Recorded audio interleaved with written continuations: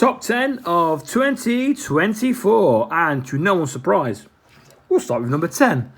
This is SH Figure Art Super Saiyan Trunks, the boy from the future. This was quite hard to place. The whole whittling it down to just 15 was very difficult. And I didn't know where I wanted to put this because he is so good, but the QC let him down so much. But I felt that he is, even with the QC, he is still so good that he does deserve a space on the top 10 because it is great. It is so much fun, and knowing as well that there is, not that it makes it okay, but knowing that there is a second version, a reissue that hopefully I think rectifies the QC problems of this version, does fill me with hope and make me happier about putting him on the list. Knowing that you can go out and get the reissued version without any of these problems. Obviously, if he didn't have these problems, it'd be much higher up the list, much higher, and it would have made the top 5 a lot harder to decide. But he has got these problems. That doesn't take away from the fact that he is still very, very good. It's just a shame. Even that little transition there, like it looks fucking brilliant. It moves so well, so much character, great accessories. Again, if this had no QC, maybe one little energy effect, God knows where this where after this was, yeah, the top fucking 3 would take some serious rethinking.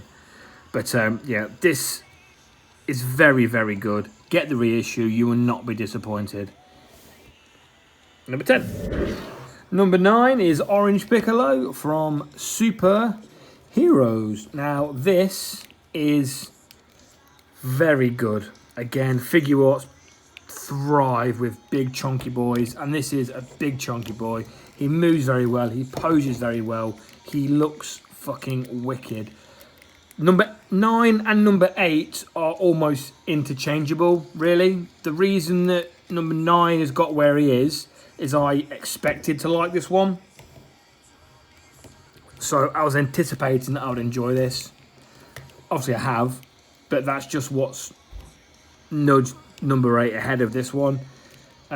He's very good, and also a little bit of an issue with this, the form it represents, just getting forms for fucking no reason.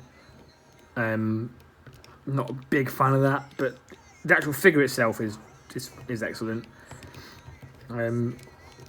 Hopefully in the upcoming manga we'll see more of Orange Piccolo, and it won't just be resigned to this superhero film, but we'll see. But this on his own, absolutely brilliant. This should be sort of a base level of quality, I think, from this sort of era of mold, like this 3.0 sort of stuff. But yeah, Orange Piccolo.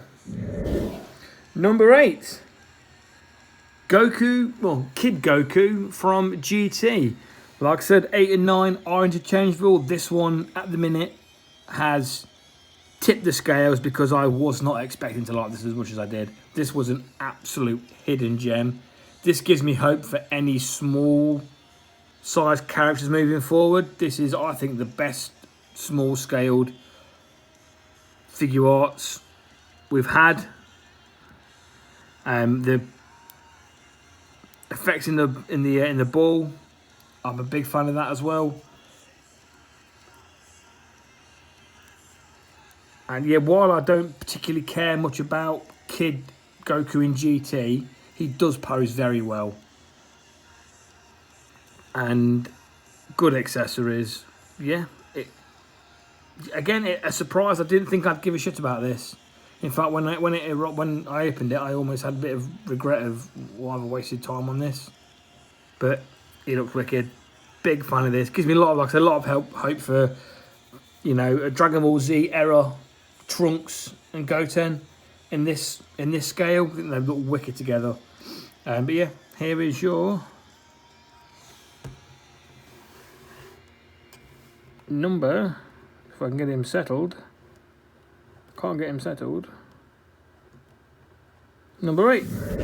Number 7.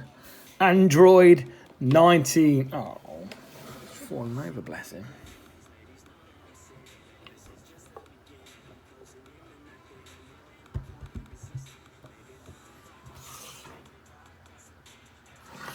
Number 7, Android 19. I do not believe it. I cannot believe how much I like this guy. He is just so fucking good to me. So expressive. Love the articulation. I think my hopes for this was so low down. It absolutely... I think this has probably got to be surprise of the year. Like, I didn't think I'd give a monkey's arse about this. I even second guessed if I was going to bother getting it. But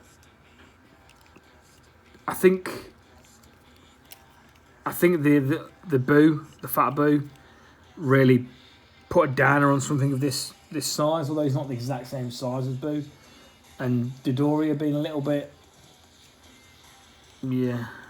But this is fucking brilliant, especially with Android 20. Those two together look absolutely brilliant. But Android 20 didn't make the list because he's quite a similar size to like your standard Goku kind of scale size stuff. But they've really made this work for me.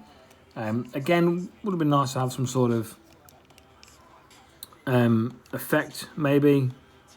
I'm sure he does come with some sort of accessory. It's not an effect, but all his battle damage, ripped off arm stuff, which is, I suppose you can say, it makes up for the lack of energy effect, because that's arguably what he's, you know, that pose of Vegeta where Vegeta's ripping his arms off is very memorable. But yeah, number 7, Android 19, absolutely stealing the show. Fair play. Number 6, Quon Jin. This thing is bordering on perfection for me. I do have the original release, which is why he's not as high up the list as he would have been if he was completely new to me. I decided that people that have been, or figures that have been re-released but with added accessories like this in the Goku, I'd put them in the list should they deserve a place. And the lightsaber effects that I'm currently not using, and the 2 capes you get, this Jedi robe and then the like the poncho thing he wears when he's on Naboo. And I think you get something else as well, I want to say. Oh, that microphone talky thing. But yeah, this is one of my favourite Jedi, if not my actual favourite Jedi. I love Qui-Gon Jinn. And this is just fucking perfect. I absolutely love it. And is there a better reason than putting something in the top 10 other than you love it? I don't think so. But yeah, Qui-Gon Jinn from The Phantom Menace, number 6. Number 5, Spiderman from No Way Home. This is the red and blue suit version at the end of the film. The top 5 were quite easy to pick from the year. Ordering the top 5 hasn't been amazing. Well, ordering the top 3 hasn't been easier. The top 5, I just fucking love this. Absolutely love this. The blue and the red, it's just possibly my favourite Spider-Man suit. And it's a lot of it is the visual love. I think it looks incredible. Its articulation is fantastic as well. I've not been through every Spider-Man, but I think possibly the most articulated figure art Spider-Man we've ever seen. And I just look at that blue. I just fucking love it. Even the red, I just love it. It is, I acknowledge its weaknesses. It is weak on accessories. Him not coming with a Tom Holland head, he just seems like, why wouldn't you just stick a Tom Holland head with it? Which is why he's not a bit higher up. But it's like a sort of basic level. Even though it just fucking looks wicked. Like, it looks wicked, it really does. If you've seen any of the the pictures of any of the, Mayfex figure art Spider-Man, they all look wicked with the webbing that you can get from a third party. I forget where it comes from, so I'm not really too fussed about not getting lots of webbing varieties, sorry, because they look better in that third party shit anyway. But I've wanted a red and blue suit for such a long time in the MCU, such a long time, and this just knocks it out of the park. Yeah, number 5, final red and blue suit from No Way Home, Spider-Man. Give me a balance, mate. That'd be a dick.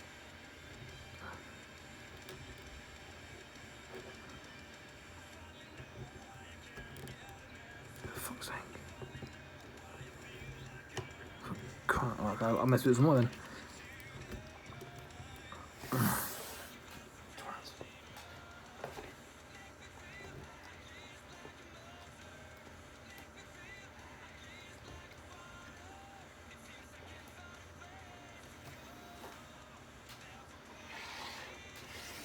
Number 5, Spider-Man from No Way Home, the red and blue suit, the final suit of the film. This is, I just fucking love this. It looks fucking wicked. Articulation is fantastic. I think possibly the best articulated Spider-Man figure arts have done. I think I need to go back and have a look at the rest of them, but if it's not the most, it is one of. And I'd love it. I admit it's low on accessories, no Tom Holland head, but I'm not that I'm defending not putting accessories in. It's not like it was a basic cheap release, but you didn't see this maskless in the show, in the film, sorry. So maybe that's why it didn't come with one, because they saw that it didn't have it in the film. So I don't know. But either way, it still looks fucking brilliant. And I've wanted a red and blue suit for Spidey since MCU started. And this is by far my favourite suit. By a country mile. So the weight, you can say, was probably worth it, I think. But look at that blue. Look, even the red. I don't even really, as a rule, particularly like the colour red. But look at that. I mean, come on. Look at it.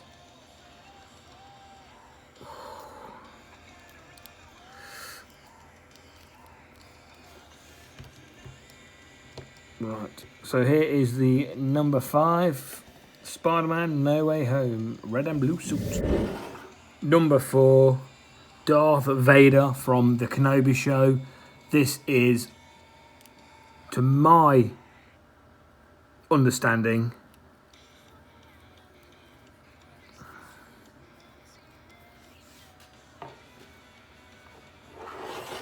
number 4, Darth Vader from the Kenobi show, actually. To me, this is possibly the best Darth Vader ever for this scale. This is fucking brilliant. The fact that it comes with the damage stuff for that Kenobi fight, and the fact that it comes with the undamaged version so it can be used for a Vader whenever, is brilliant. The cape, the portions, I just love it. Absolutely love it. Definitive Vader for me. From what I've seen, I mean, I'm open to the fact that there's a better one that I've just missed, but for me, this is fucking brilliant.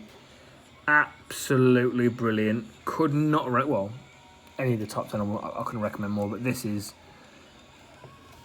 brilliant. This is fucking cracking.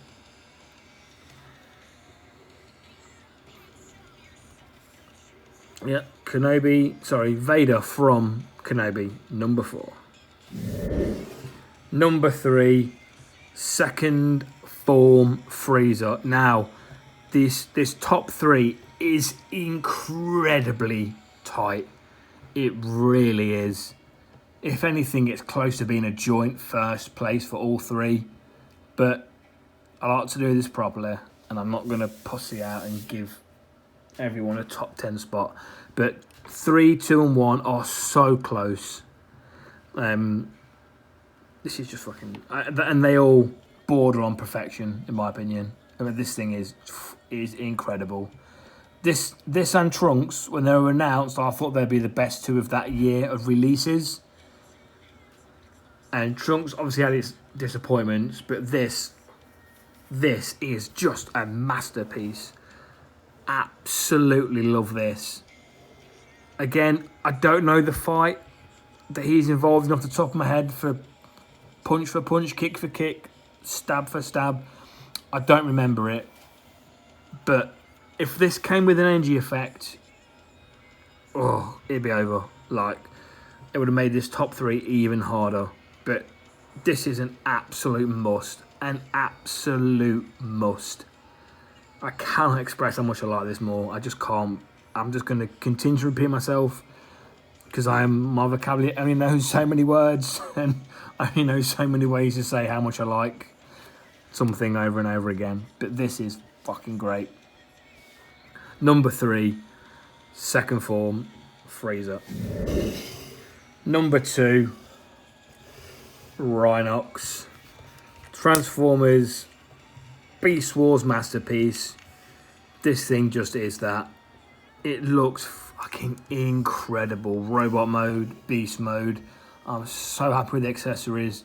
The transformation I really enjoyed. I've not got a lot of bad to say about it. I really don't. It is, I mean, again, like I said, 3, 2, and 1 are so tied together, and I appreciate that this might have a novelty advantage because I don't get these all that often. Maybe one every 2 years, or one every year, something like that. But they're not as frequent as a good figure arts. So when they come in, they are a bit more of a novelty, I suppose. But I mean, just look at that. Oh, just look at it. Just look at it. I don't know what else to say. It's fucking brilliant. It looks fucking great. The greens and the gold and oh, it's just wicked. It looks so good with everybody else as well. Oh my god. Not got enough nice things to say about this. Number 2, Rhinox. Takara Tomy masterpiece, and masterpiece in name and masterpiece in fucking nature. My god. Is that the expression, in name and in nature? I don't know. Well, the expression is, he is that. Look at it.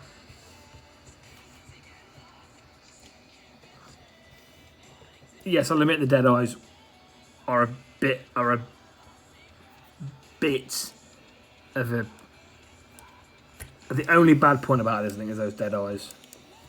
But still, you know. Look at that. I just got to be brave and find someone that's good with a paintbrush. Just dab a bit of paint in their eyes and that'll be sorted. Yes, number 2, Rhinox. Number 1, the best thing, my favourite thing that I've got in 2024. Super Saiyan Goku, legendary Super Saiyan. Battle damaged from his fight with Frieza at the end of the Frieza arc. And, I mean, I know I'm not breaking any new ground by saying how fucking good this is. You cannot get the internet to agree on very much these days or anymore, or possibly ever. But I think this was a unanimous, community-wide nod that, yeah, this is pretty fucking good.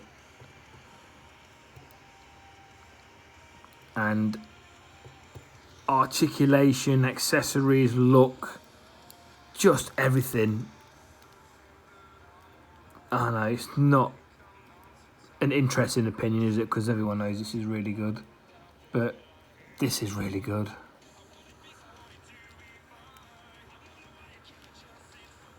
Cannot recommend this enough. This is just peak. This is the absolute be-all, end-all of Goku figure arts, in my opinion. Even if you're not a figure arts collector, if you're a Dragon Ball Z fan or a Goku fan, I could not recommend getting one of these more. I really couldn't. It is the absolute bee's knees, his legs and his arms. He is a superstar. I think I've used all my dictionary words to explain the last two as to why they're so good, and never really said anything of mega interest. So I'm going to try and not ramble on about this, but just look at it. But I feel like at this point, most people have probably got one of these, or if they don't have one, they already know how good it is, and are hoping to get one at some point. This is by far the best thing I had this year. By far is a bit harsh. 2 and 3 were also incredibly good. But here is number 1, Legendary Super Saiyan Goku. Massive, massive, massive recommend. Cannot emphasize that enough. Alright, that is my top 10 of the year. Obviously it's the 10 of my collecting year. A lot of what I've got last year wasn't released last year. It was released way before that. But thank you for watching. I think most people have moved on at this point because it's the end of January. But what was your top 10? What do you think of my top 10? And we will soon be opening anything I've got to see in, or to start the 2025 collection, the 2025 year of collecting, should I say. We're doing a little preview video like I always do to follow on from this pretty soon. So again, thank you for watching. Number one. Goodbye.